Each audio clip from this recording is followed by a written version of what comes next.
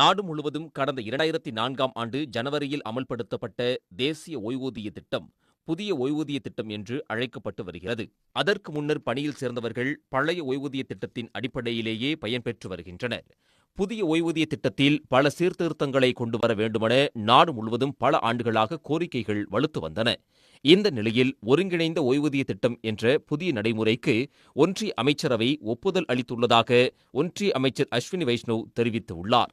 அடுத்த ஆண்டு ஏப்ரல் 1ஆம் தேதியிலிருந்து ஒருங்கிணைந்த ஓய்வூதிய திட்டம் செயல்பாட்டுக்கு வரும் என்றும் அஸ்வினி வைஷ்ணவ் தெரிவித்துள்ளார்.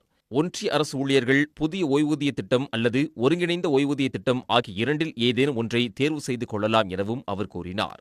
இந்த ஓய்வூதிய திட்டத்தின்படி கடைசி 12 மாதங்களில் வாங்கிய அடிப்படை ஊதியத்தின் 50% சராசரி தொகையை ஓய்வூதியமாக வழங்குவது உறுதி செய்யப்படும் என தெரிவிக்கப்பட்டுள்ளது.